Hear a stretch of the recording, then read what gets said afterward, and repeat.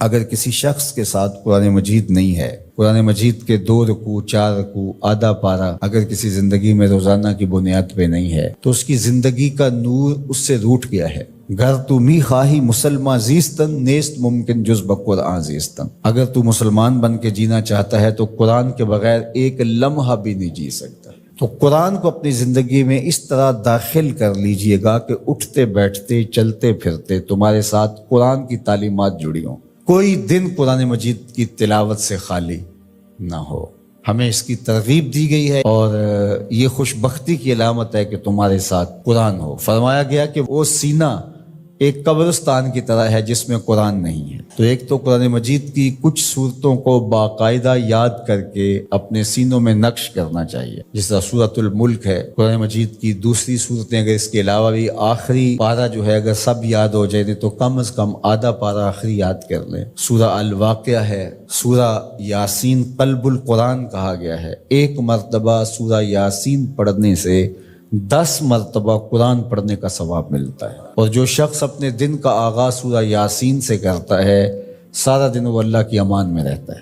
سورہ حشر کی آخری 3 آیات پڑھنے کی تلقین کی گئی ہے شام سویرے، جو شخص صبح کو پڑھ لیتا ہے سارا دن امان میں رہتا ہے، اور اگر وہ فوت ہو جائے تو زمرہ شہداء میں لکھا جائے گا، اور جو شام کو پڑھ لے ساری رات اللہ کی امان میں رہتا ہے، فرشتے دعائیں کرتے رہتے ہیں، اور اگر وہ فوت ہو جائے تو نام زمرہ شہداء میں لکھ دیا جاتا ہے۔ جمعہ کے دن سورہ کہف پڑھنے کی تلقین کی گئی ہے کہ ہر جمعہ المبارک کو سورہ کہف کی تلاوت کرو، تو قرآن زندگی میں شامل کیا جائے۔ یہ بدبختی سے بچاتا ہے، قبر میں روشنی لاتا ہے، اجالے لاتا ہے، اور سورہ کہف پڑھنے والے کی قبر میں روشنی ہوگی، یہ قبر میں روشنی لے کے جائے گی۔ علم نافع، نفع دینے والا علم، وہ علم جو ہمارے لیے منفعت بخش ہے، اور وہ ہمارے ہنر ہیں، جو بھی ہم ہنر سیکھتے ہیں تو اس سے ہمیں فوائد ملتے ہیں۔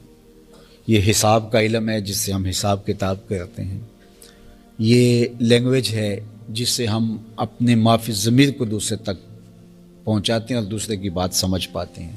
علم طب ہے، یہ علم نافع ہے، اور سب سے بڑا علم نافع علم دین ہے، جس سے ہمارے معاد کے لیے ہمیں رہنمائی ملتی ہے۔ تو بعض اوقات ہم ایسے علوم سیکھتے ہیں کہ جو ہماری دنیاوی اور اخروی منفعت کے لیے جو ہیں وہ اس کا کوئی تعلق نہیں ہوتا۔ جس طرح کچھ لوگ موسیقی سیکھ رہے ہوتے ہیں، باقاعدہ کلاسز بیرون ممالک میں تو لگتی ہیں، تو اس کا کوئی فائدہ نہیں ہے، یہ نفع بخش علم نہیں ہے۔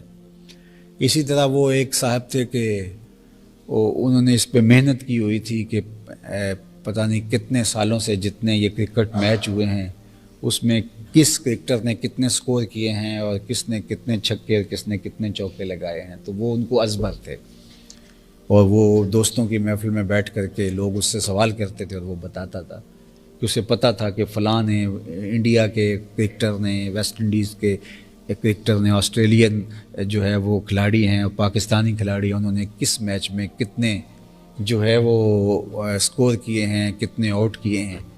تو یہ باقاعدہ اس کے پاس ایک علم تھا۔ تو یہ علم نافع نہیں، اس کا کیا فائدہ ہے؟ تو علم نافع جس کے بغیر جو ضروری فقہی ضروریات دین کے علم ہیں، یہ فرض ہے ہم سب کے اوپر۔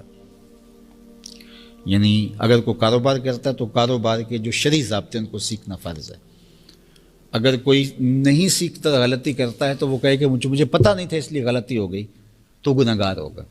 جس طرح کسی بندے کو ٹریفک کے قوانین کا پتہ نہیں ہے اور وہ رانگ چلا جاتا ہے اور گاڑی کسی میں مار دیتا ہے، تو بعد میں وہ کہے کہ جناب مجھے اس ضابطے کا پتہ نہیں تھا، یہ ون وے ہے، تو اس لیے ایسا ہو گیا، تو کیا اس کا چلان نہیں کٹے گا؟ اس کو سزا نہیں دی جائے گی؟ اس کے اس عذر کو قبول کر لیا جائے گا کہ اس کو قانون کا پتہ نہیں تھا، اس کے اس عذر کو مانا نہیں جائے گا؟ تو جہالت عذر نہیں ہے۔ ہمیں ضروریات دین سیکھنا ہمارے اوپر لازم قرار دیا گیا ہے۔ کاروبار کرتے ہیں تو کاروبار کے علوم، اسی طرح نماز ہے تو نماز کے علوم ہمیں سیکھنے چاہیے، اس کے فرائض کیا ہیں، واجبات کیا ہیں، مستحبات کیا ہیں، سجدہ سہو کہاں واجب ہوتا ہے کہاں نہیں واجب ہوتا ہے، نواقض وضو کیا ہیں، اسی طرح نواقض صلاۃ کیا ہیں، نماز پڑھتے ہیں، اسی طرح زکوٰۃ کے احکام کے ضروری احکام، ظاہر تفصیلی احکام کے لیے تو ہر بندہ نہیں کر سکتا۔